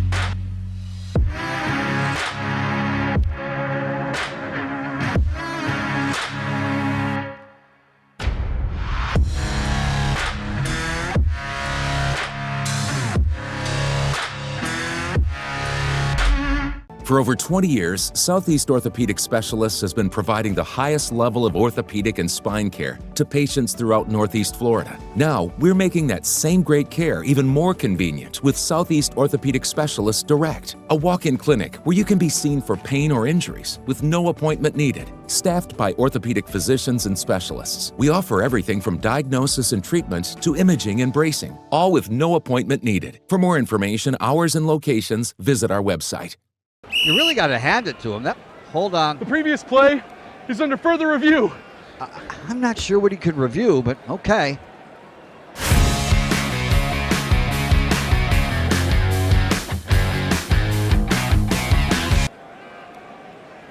Sure has been a while. Dine in at Hurricane Grill and Wings for the football season. Well, there he is. Oh, what is that? Hey everyone, Olivia Tasley here from Action Sports Jacks to tell you all the different ways you can watch our new 24/7 network. 3 easy steps. You don't even need a pen and paper to write it down. Step number 1, download the app. Search Action News Jacks in your app store either on your phone or your smart TV. Then, once you're on the app, click on that little drop-down menu in the upper left-hand corner with the 3 little lines. That'll show you these options, and boom, right here, click Action Sports Jacks 24/7, and you will be brought to our continuous stream channel. That app can be accessed through all these different platforms, whether you have Roku, Fire TV, Smart TV, Apple TV, or Google TV. You can find our app. Now, if you don't have access to the app, don't worry. We still got you covered. We're across all social media platforms from Facebook, Instagram, X, YouTube, Twitch. We have a podcast channel. Plus, check out our short reels on our TikTok. Action Sports Jacks 24/7. It's on all the time and everywhere. Summertime means sizzling sales at Nimnick Buick GMC. The #1 Buick GMC dealer in Jacksonville has lots of inventory to choose from with their best price guarantee. Nimnick never charges above MSRP. You can save up to $10,000 off select new GMC Sierras or get rates as low as 1.9%. You know I'm a truck guy. GMC Sierra, my trim level is an SLT. This one's an Elevation. Pretty good looking color as well. So here at Nimnick Buick GMC, you have a lot to pick from. My father-in-law, he drives this, an Enclave, so I like that GMC in the family. 2025 is coming around the corner, which means it's almost time to close out those 2024s this summer. You can schedule a test drive at NimnickBuickGMC.com, and while you're there, check your trade value and customize your payment options. Nimnick is there for you, even on Sundays. Visit the showroom on Phillips Highway or shop online at NimnickBuickGMC.com. Nimnick, your friends in the car business since 1941. GMC, we are professional grade. All right, let's get back to it there. What about that throwback? Miss Pac-Man. I think that's a dig at the age of the two guys talking here, Terry Norvelle and Brent Beard. Yeah, probably is, yes. Brent, I bet you were a bandit on that damn Miss Pac-Man game when you were younger days. Were you? Well, maybe more, maybe a little bit more foosball than it would be now. Is that dating me even more? Look at those wrists. Look at those wrists. Hey, the foosball. Pow, pow. Hey, are you saying when Brent Beard walked in to the bar and put some quarters on that foosball table, they all went, ooh, Brent's here. What's that? Yeah, what's that? The Pinball Wizard? Pinball Wizard. Yes, Pinball Wizard. All right, Brent, let's get into it. This thing kicks off again Thursday. We're down to 16. We've got 4 regions now. Everybody will convene in their region. Let's start kind of looking around in the South. 1, 2, 3, 4 teams get together in Atlanta. Nice for Auburn. Should be a big Auburn contingent. And I would think also Ole Miss contingent. I mean, it's exciting time. Exciting time for Ole Miss. The early game in the South, Ole Miss will take on Michigan State. Ole Miss is Chris Beard, right? And you look at Ole Miss. I mean, it doesn't matter how they stumbled into Chris Beard. I mean, Texas probably shouldn't have fired him. Probably not. And Ole Miss, but man, good for Ole Miss, man. He's turned them around. They're good. They're good. That's a tall order with Izzo. Izzo, yeah. No, he knows how to coach. That's a tall order in that game, right? Yeah. Matter of fact, I think Michigan State. I predicted Michigan State to go to the Final Four and beat Auburn. I've got them coming out as well. They're my Final Four in the South. So I think I'm like you. I'll be hotty toddy all game long, pulling for Ole Miss. But yeah, that'd be a big upset. Izzo, he's going to have a big, thick, athletic team, and he knows how to coach. Not that Chris Beard doesn't, but I don't know if Beard's quite got the roster yet. I agree totally. Yes. The night game and these are Friday. Now we're just going top left first. The night game Friday in Atlanta, Auburn, Michigan. Michigan's pretty good. I watched them almost wire to wire. Michigan's pretty good. They've got a couple 7-footers, but Brent, they're not physical 7-footers. I don't know if you saw them.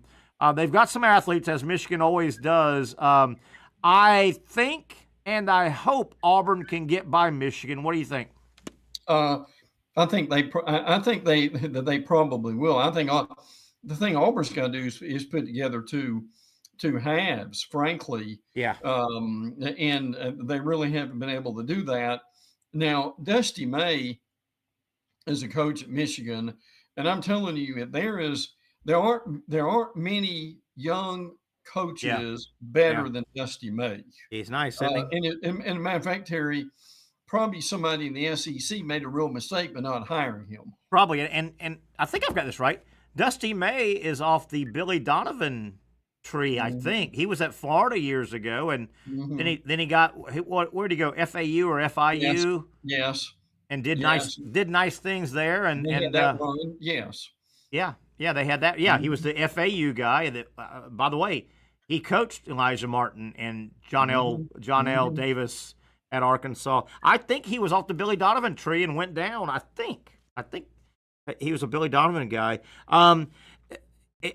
The worst scenario, you don't want, if you're an SEC guy like we are, you don't want Michigan and Michigan State winning and playing on a Southern basketball court for a trip to the Final Four.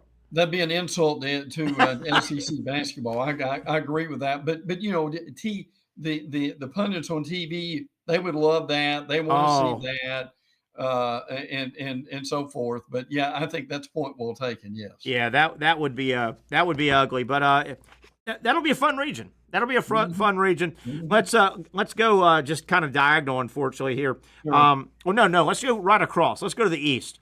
Okay. Thursday, your early game Thursday. BYU, they're pretty good. BYU, they've had a good, consistent year. They've been a top 15. Big 12, they're pretty damn good. They got by Wisconsin. They play the 7:09 early game Thursday against Alabama. What are you seeing from Alabama? Has Alabama kind of become old Alabama from this year? Where's the Tide right now? They've gotten better. Frankly, that they've had 2 big wins here. That's really helped them in the tournament. Some people are going to make fun of the competition, but look, they didn't draw up the schedule. Yeah, and they just took advantage of it. But they played very well against St. Mary's. St. Mary's is a lot better team. They're not bad at all. They really are not. St. Mary's. If Gonzaga wasn't Gonzaga, St. Mary's would be Gonzaga the last 15 years. They battle Gonzaga every year. That was a good game the other night. It was, and listen, what's made the difference for St. Mary's? St. Mary's beat Gonzaga twice this year. How about that? Which is very unusual. Cliff Omari for Alabama has really come on, the big center. He transferred from Rutgers. Yeah. Now for Bama to go, I think Bama will beat BYU, and then they've got Duke. And I'm looks not like sure I'm not sure they go much further. But I will say this: they've been criticized the whole year for playing down to the level of the competition and not being motivated. If they beat BYU, they'll be motivated to beat Duke. Yeah, and we don't want to blow off Arizona, but Duke probably playing right up the street, up the coast. Duke should win that game. I'll tell you, Bama and Mark Sears, the last 2 years, he reminds me of Clayton at Florida. Mark Sears and Walter Clayton can easily go off for 30 to 35 points, but their teams generally don't win those games. We went over it. So Sears almost needs to score 22, 24, not 34, just like Clayton. Walter Clayton's, I know I'm almost positive, Clayton's 3 biggest scoring outputs in 2 years at Florida, all in the 30s. They lose those games. Yeah. And see, what you want from Clayton and Sears is toward the end of the game, they're the ones getting fouled, going to the foul line to keep your lead. And they're savvy players. Now, that's an astute point about Mark Sears. Sears is much better when he scores 10 points instead of 25. Isn't that funny? Weird. It is funny with that. But Bama's going to have some guys to really step up. Phylon, their fabulous freshman, needs to do better. Holloway, now Mo Diabete has played well in spurts. So, that's going to be an interesting game to see if but look, I mean, it's still a feat, beat Duke or not, if you get back to the Elite Eight. One final thing to go back at Auburn, I just want your opinion. I know it's late in the year; it's hard to change. I've kind of thought, if I was Bruce Pearl, I wonder if I wouldn't start Pettiford.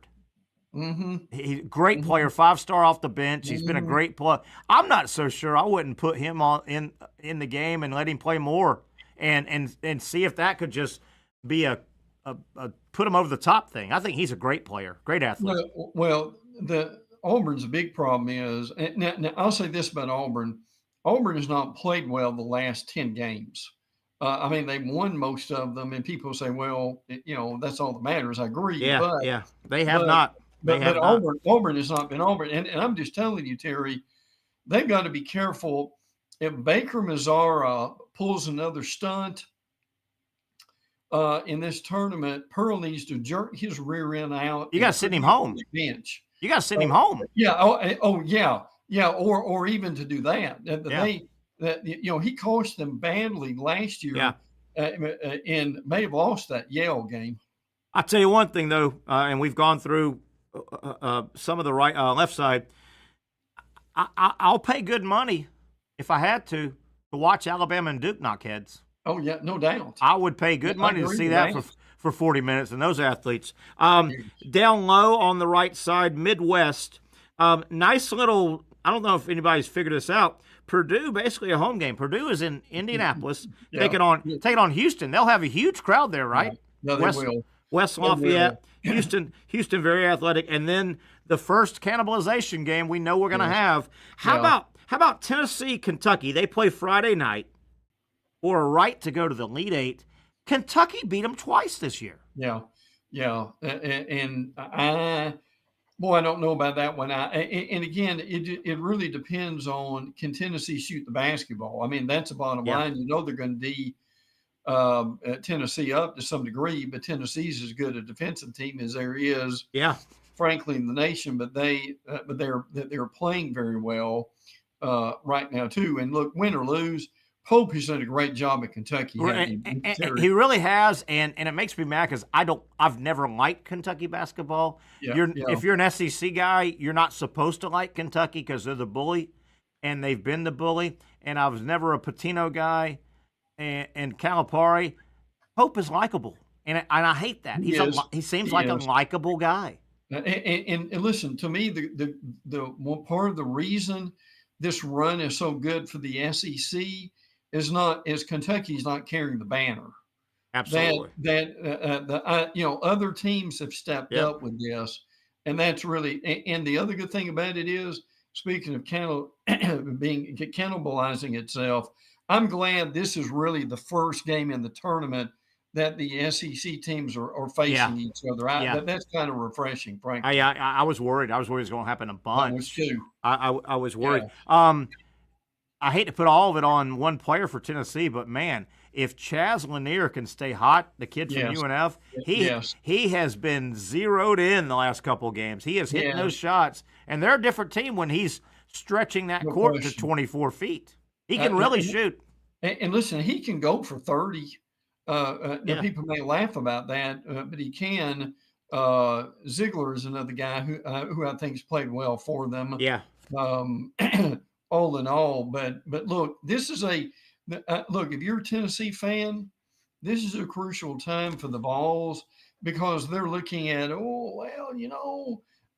we appreciate Rick Barnes getting us this far, but we've yet to go even further. So can they do that? Is he stuck, right? Is he stuck there? Right. Yeah, I agree. Yeah. And then obviously the one we haven't talked about, we'll talk the rest of the week about this, the West Regional out in San Francisco. We'll start with the late game on Thursday from the West. Do not sleep on Arkansas, Texas Tech. I think that's going to be a war. Those are athletic teams. And don't sleep on Arky.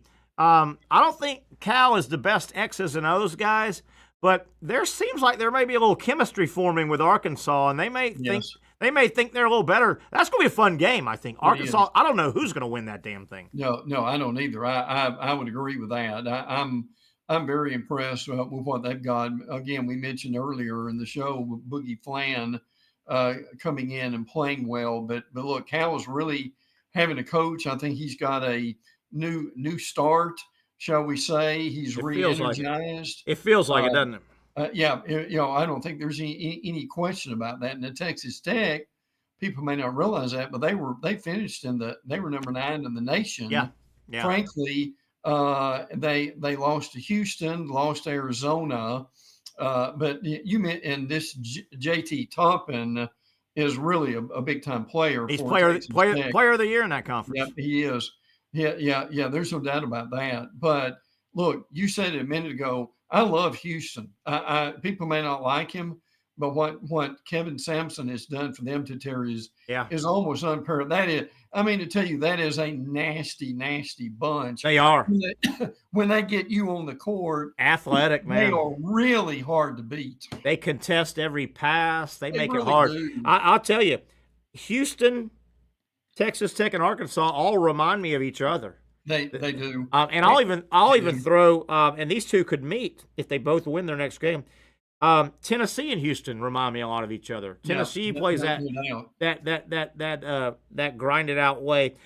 We saw the great shot last night for Maryland. Was it a travel? Was it not? The guy made a tough bank, I guess, queen. Right.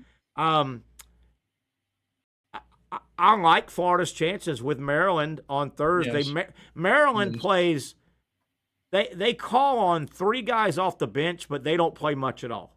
They play 5 guys deep.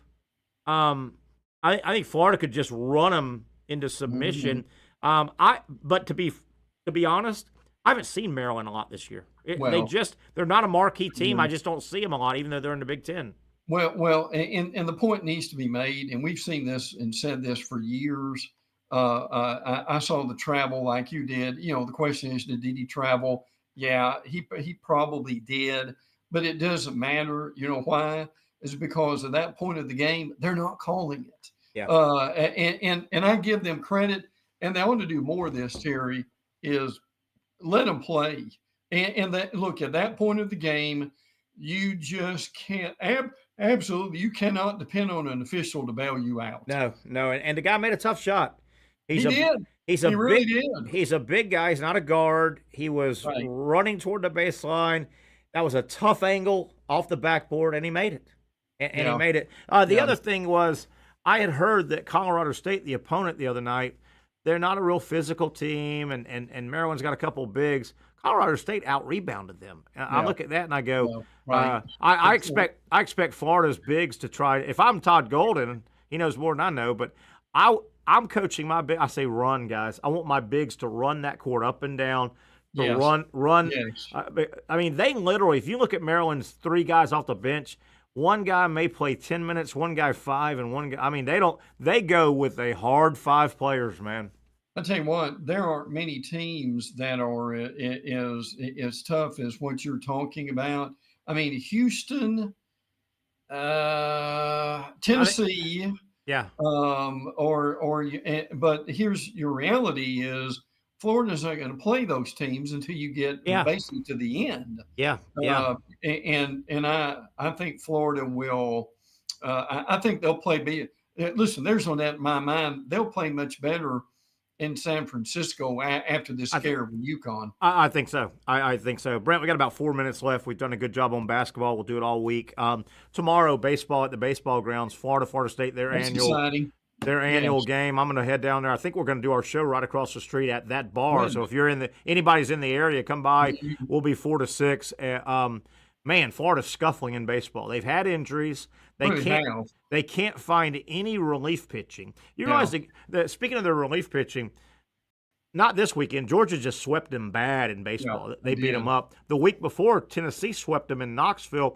You realize Tennessee 10-run ruled Florida in the middle game in Knoxville. In the 7th inning, they 10-run. The game was over, 10-run rule. Man. Going into the bottom of the 7th in Knoxville, the game was 1-0.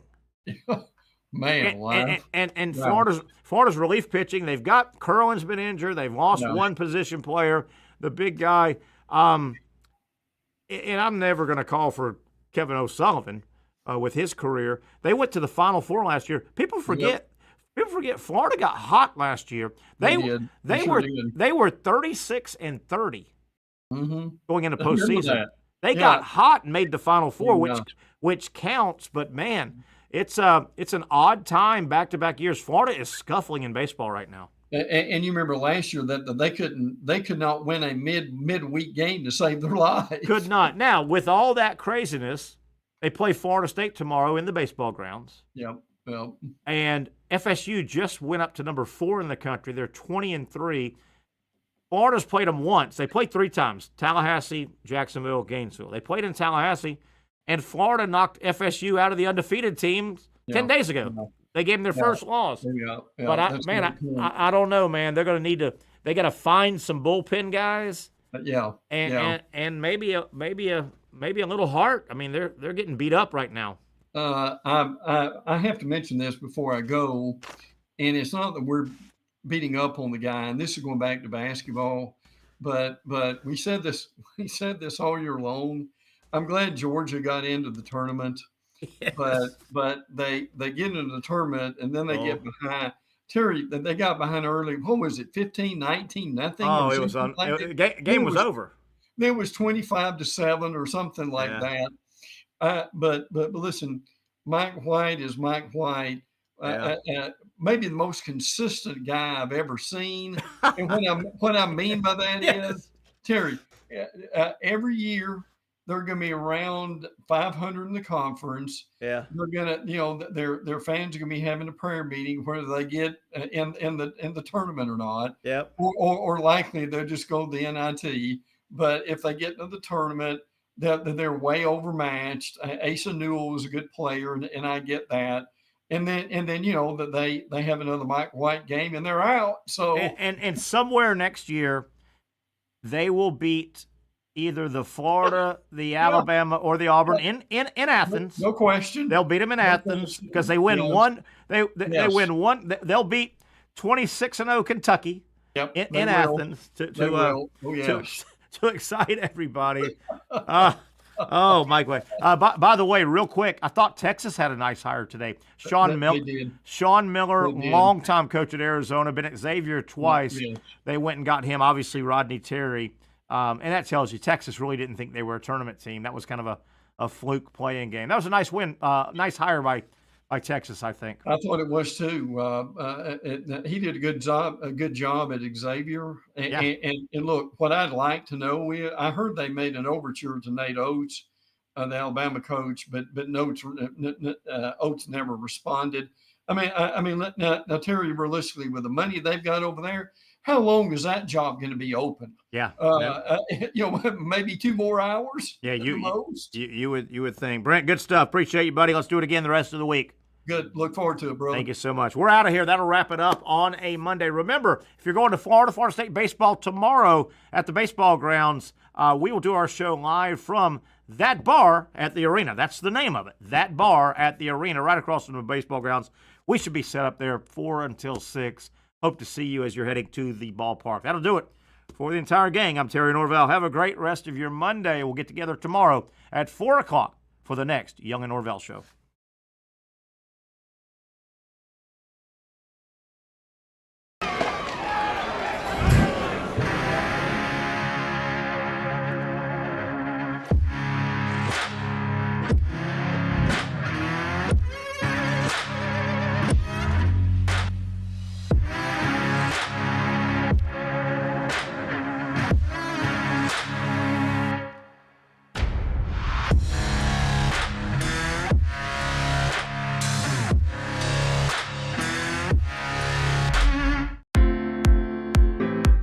At Southeast Orthopedic Specialists, we know pain and injuries can stop you from doing what you love. This is why our board-certified orthopedic specialists offer the latest in both non-surgical and surgical treatment options and create a treatment plan tailored to your unique lifestyle and goals. So, whether it is a sports injury or that nagging pain that's keeping you from doing what you love, our team has the right treatment for you. For more information or to schedule an appointment online, visit our website. Finally, a family atmosphere, kid-friendly restaurant with a real sports bar feel. Bricks Jack's Beach features all of that and a large, climate-controlled covered patio with misting fans and heaters for all seasons. Mix in an extremely diverse menu that features the most quality and affordable steak at the beach, and there's no reason not to enjoy your next lunch, dinner, happy hour, or big sporting event at Bricks Jack's Beach, 300 2nd Street North in Jacksonville Beach. See you at Bricks Jack's Beach. You really got to hand it to him. Hold on. The previous play is under further review. I'm not sure what he could review, but okay.